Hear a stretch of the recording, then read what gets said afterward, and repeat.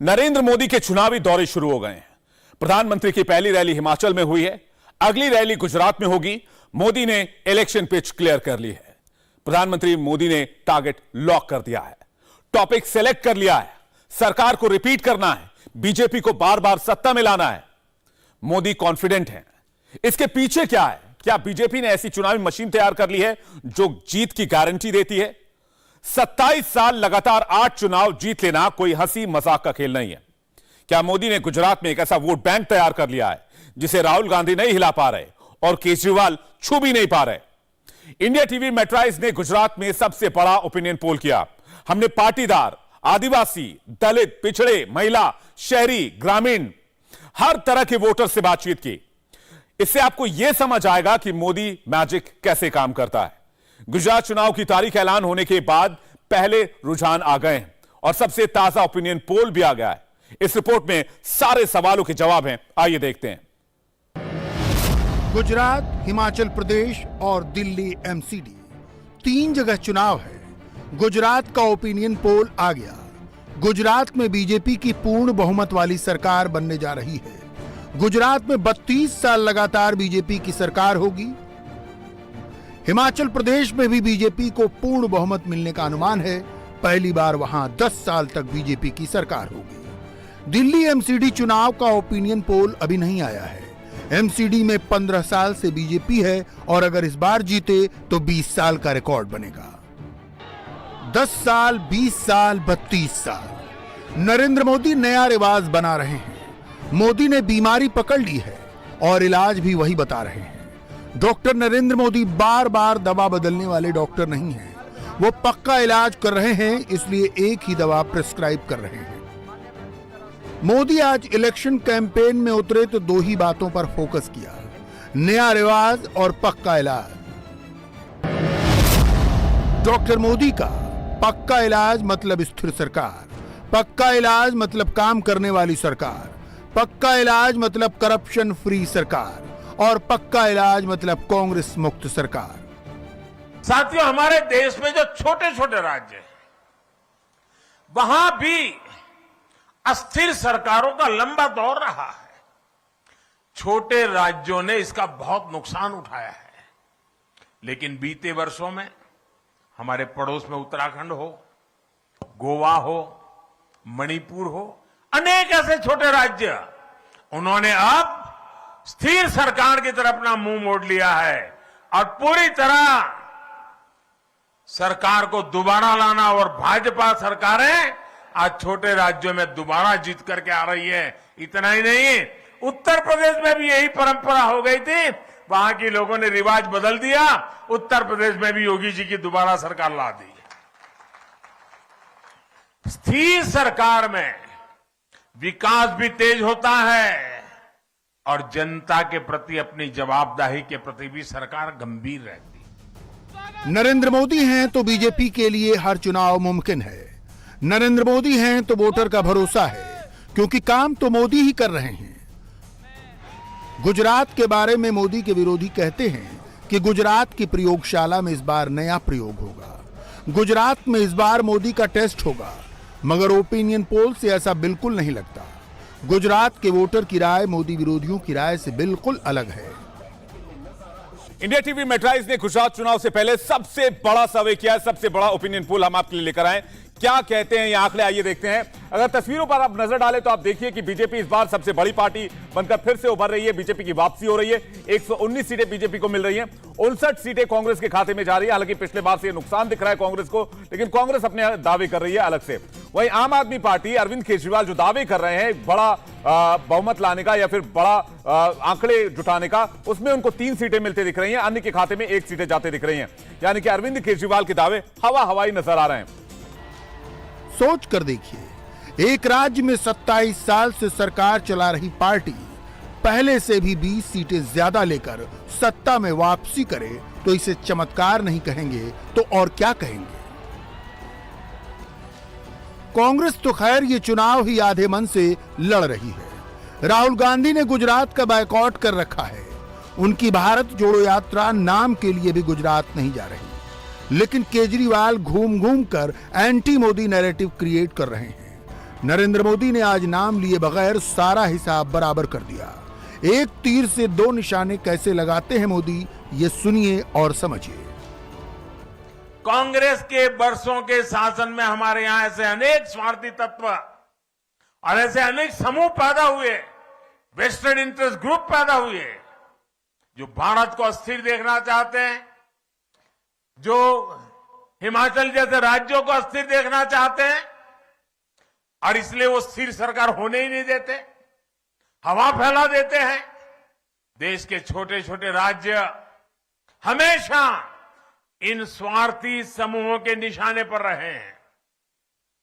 कुछ झूठे वायदे करके, कुछ सीटें जीतकर ये स्वार्थी समूह सरकारों में आकर सिर्फ अपने हित साधते रहते हैं। ये लोग खुद को कट्टर ईमानदार कहते हैं, लेकिन सबसे बड़े भ्रष्टाचारी यही होते हैं। ये लोग समाज को तोड़ने के लिए, देश की एकता को तोड़ने के लिए साजिशें रचते हैं। हिमाचल को ऐसे हर स्वार्थी समूह से खुद को बचाकर रखना है, इनके खेल से खुद को बचाकर रखना है। नरेंद्र मोदी का वोटर कौन है? हमने गुजरात के 91,000 वोटर्स से बात की और ये जानने का प्रयास किया कि मोदी को वोट देने वाले कौन हैं और वो क्या सोचकर वोट देते हैं। पहले हिंदू वोट का रुझान देखिए, फिर मुस्लिम वोट का हिसाब बताते हैं। हमने लोगों से पूछा इस बार पटेल समुदाय का पक्ष किस तरफ ज्यादा रहेगा, यानी कि पटेल समुदाय पाटीदार समुदाय किस ओर जा रहा है। पाटीदार समुदाय में दो समुदाय आते हैं, कड़वा पटेल और लेउआ पटेल। सबसे पहले कड़वा पटेल की बात। कड़वा पटेल में आप देख सकते हैं कि यहां पर साफ तौर पर 58% जो है वो बीजेपी के साथ यानी प्रधानमंत्री नरेंद्र मोदी के साथ जाना चाहते हैं। 34% कांग्रेस के साथ जाना चाहते हैं। 3% आम आदमी पार्टी के साथ जाना चाहते हैं। 5% जो है वो अन्य उम्मीदवारों के साथ जाना चाहते हैं। पाटीदार समुदाय से ही आने वाले लेउआ पटेल की बात करें, कड़वा पटेल की बात हमने आपको भी बताई। लेउआ पटेल की अगर आप तस्वीर अगर देखेंगे, 53% प्रधानमंत्री नरेंद्र मोदी के साथ जाते दिख रहे हैं, बीजेपी के साथ जाते दिख रहे हैं, यानी कि यहां भी मेजॉरिटी जो है वो बीजेपी के साथ है।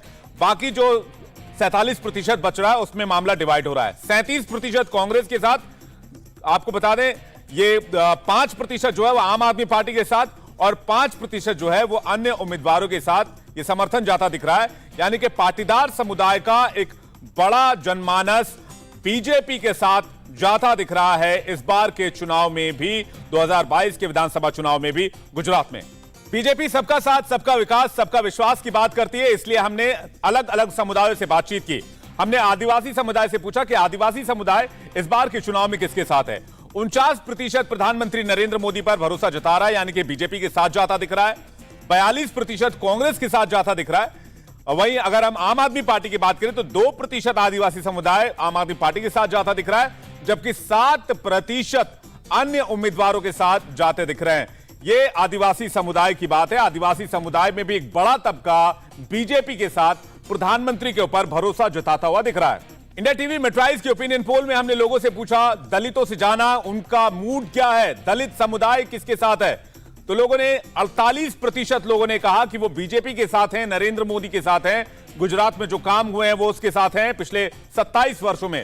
जबकि 41% दलितों ने कहा कि वो कांग्रेस पार्टी के साथ जाना पसंद करेंगे, उनका साथ कांग्रेस पार्टी को है।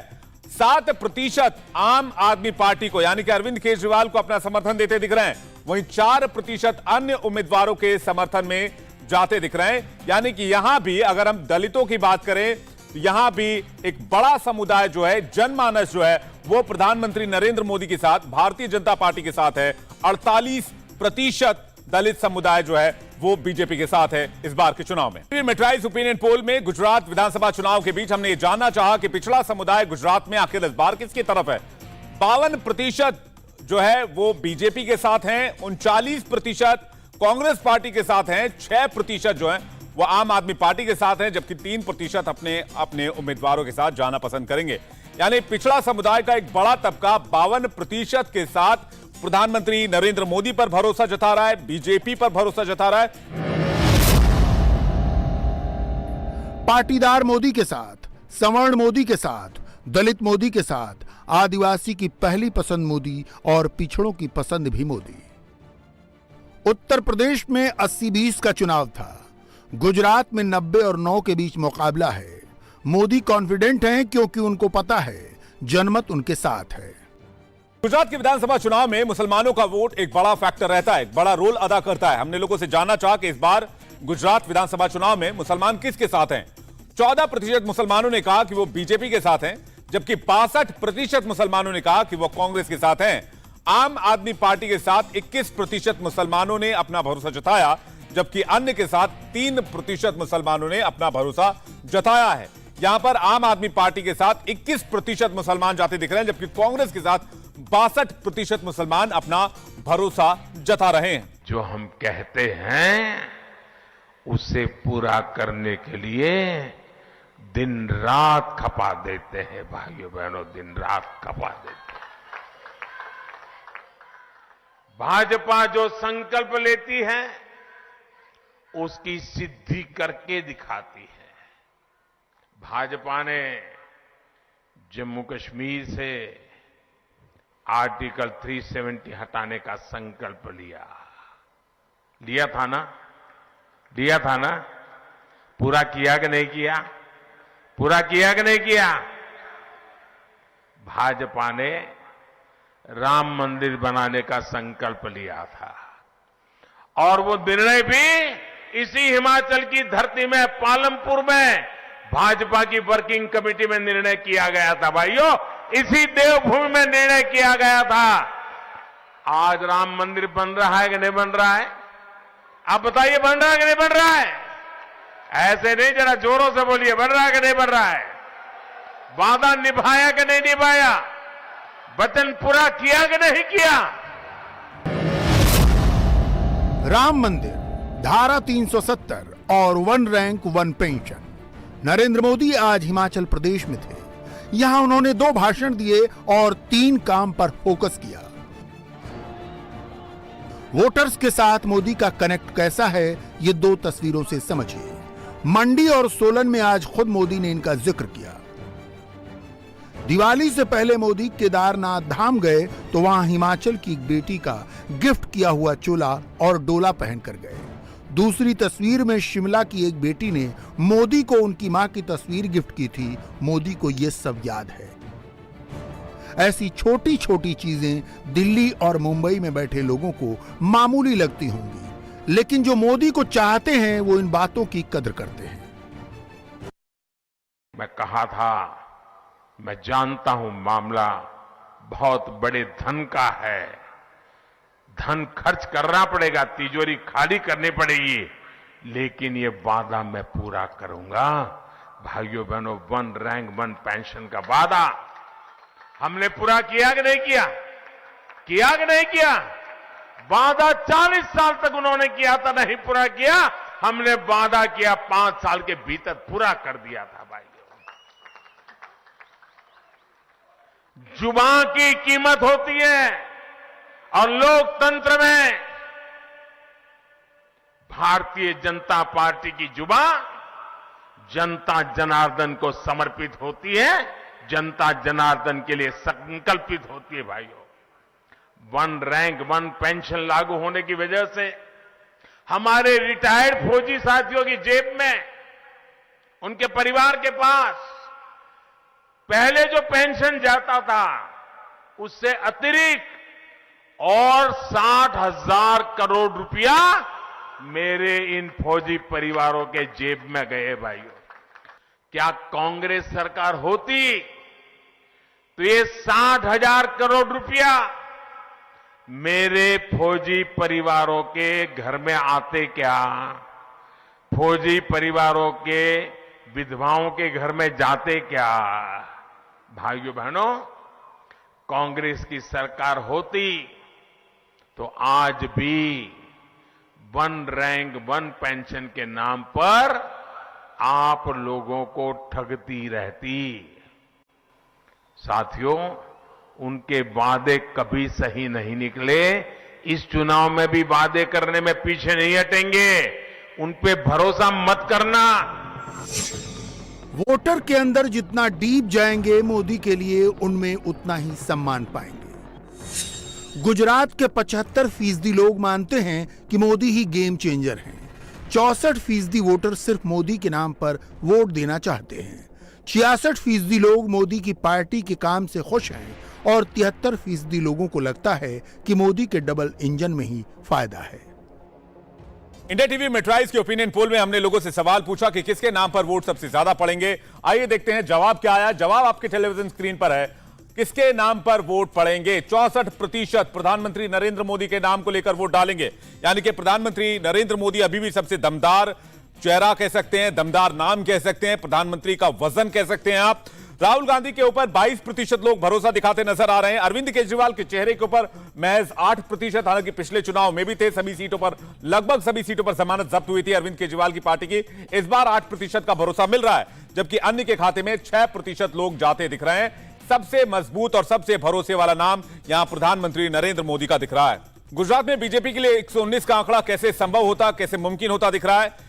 जब हमने सवाल पूछा गुजरात में कि एंटी इनकम्बेंसी का फैक्टर नजर आता है, 32% लोग कहते हैं कि नाराज हैं, बदलाव होगा। 44% लोग कहते हैं नाराज हैं लेकिन वोट बीजेपी को देंगे। 22% लोग कहते हैं कोई एंटी इनकम्बेंसी नहीं है, बीजेपी से खुश हैं, जबकि 2% लोगों ने कोई राय पेश नहीं की। बीजेपी हर बार डबल इंजन सरकार का जिक्र करती है। इस बार के ओपिनियन पोल में हमने ये सवाल भी लोगों से पूछा। हमने पूछा डबल इंजन सरकार से कितना फायदा आप लोगों को दिखता है। 31% लोग कहते हैं कि बहुत फायदा होता है अगर केंद्र और राज्य में एक ही सरकार हो। 42% लोग कहते हैं थोड़ा फायदा होता है, जबकि 24% कहते हैं कि यहां कोई फायदा नहीं है डबल इंजन सरकार का, जबकि 3% लोगों ने अपनी कोई राय पेश नहीं की। आप 31 और 42% को मिला दे तो यह आंकड़ा 73 तक जाता है, जो बीजेपी के लिए एक अच्छी खबर है। प्रधानमंत्री नरेंद्र मोदी का फैक्टर कितना जोर पकड़ रहा है, कितना इंपैक्ट है मोदी के नाम का, यह सवाल हमने पूछा। नरेंद्र मोदी गुजरात के गेम चेंजर हैं। 42% लोग सीधा जवाब देते हैं कि हां नरेंद्र मोदी ही गेम चेंजर हैं। 33% तक कहते हैं हां कुछ हद तक हैं। 21% कहते हैं कि नहीं ऐसा नहीं है, जबकि 4% कहते हैं कि कहना मुश्किल है कि नरेंद्र मोदी गुजरात के गेम चेंजर हैं। लेकिन आप हां कहने वालों की संख्या देखिए, 42% जनता यह कह रही है कि नरेंद्र मोदी गुजरात के गेम चेंजर हैं, और ये सैंपल साइज 91,000 का है, यानी कि हर एक सीट से हमने जानकारी जुटाई है, उसके बाद ये आंकड़े रख रहे हैं। किसी भी चुनाव में वोटिंग पैटर्न के बेस्ट एनालिस्ट खुद मोदी हैं। मोदी लगातार 20 साल से कोई चुनाव नहीं हारे और जहां भी उतरे अपनी पार्टी को या तो जीत दिलाई या बीजेपी को सबसे बड़ी पॉलिटिकल फोर्स में तब्दील कर दिया।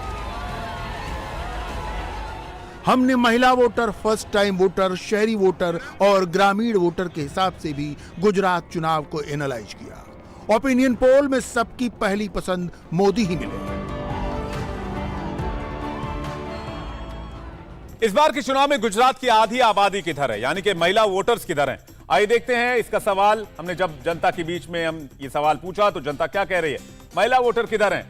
54% महिलाएं बीजेपी के साथ जा रही हैं, जबकि 34% महिलाएं कांग्रेस के साथ जाना पसंद करेंगी। 9% आम आदमी पार्टी के साथ जाना चाहती है, जबकि 3% अन्य को वोट देना चाहती हैं। यहां पर भी बीजेपी के सामने, बीजेपी के टक्कर में कोई नहीं दिख रहा, प्रधानमंत्री नरेंद्र मोदी के चेहरे का विकल्प नहीं दिख रहा है। यहां पर भी मोदी लहर की तस्वीर साफ तौर पर देखी जा सकती है। हर पार्टी की नजर फर्स्ट टाइम वोटर पर रहती है। हमने जानना चाहा गुजरात विधानसभा चुनाव में फर्स्ट वोटर किधर वोट करेगा। 49% वोटर्स ने बीजेपी की तरफ जाना पसंद किया है, जो पहली बार वोट डालने जा रहे हैं, ये पहले टाइम वोटर होंगे। जबकि 32% जो लोग हैं जो फर्स्ट टाइम वोट करेंगे वो कांग्रेस के साथ होंगे। 13% युवा जो हैं जो फर्स्ट टाइम वोट करेंगे वो आम आदमी पार्टी के साथ होंगे, जबकि 6% युवा जो हैं जो फर्स्ट टाइम वोट करेंगे वो अन्य उम्मीदवारों के साथ जाएंगे। यहां भी बीजेपी का पलड़ा भारी नजर आता है। यहां भी बीजेपी 49% के साथ लीड कर रही है और सबसे भरोसेमंद पार्टी नजर आती है। शहरी वोटर्स पर बीजेपी की खास पकड़ मानी जाती है, तो हमने गुजरात विधानसभा चुनाव में जानना चाहा कि इस बार शहरी वोटर का दबदबा किस ओर रहेगा, वो किस ओर जाना पसंद करेंगे। 56% शहरी वोटर जो हैं वो बीजेपी के साथ जाना पसंद करेंगे, वहीं 32% शहरी वोटर जो हैं वो कांग्रेस के साथ जाना पसंद करेंगे। 9% जो वोटर हैं वो आम आदमी पार्टी के साथ जाएंगे और अन्य के साथ 3% शहरी वोटर जा सकते हैं। इंडिया टीवी मेट्राइज के ओपिनियन पोल की अगर माने तो यह आंकड़ा सामने आ सकता है। यहां पर भी बीजेपी का दबदबा सबसे ज्यादा है, जहां 56% शहरी वोटर यानी कि अर्बन वोटर बीजेपी के साथ है, बीजेपी के साथ जा रहा है। 27 साल के कामकाज को देखते हुए, डबल इंजन की सरकार को देखते हुए ये वोट जो है 56% बीजेपी के साथ है, जबकि कांग्रेस के साथ 32% है। ऐसा लग रहा है कांग्रेस को अभी और इंतजार करना पड़ सकता है गुजरात में। और अब बात करते हैं ग्रामीण वोटर्स की। ग्रामीण वोटर्स का पलड़ा किस ओर भारी है, किस तरफ जाना चाह रहे हैं वो। इंडिया टीवी मेट्राइज की ओपिनियन पोल में हमने ग्रामीण वोटर्स के साथ बातचीत की।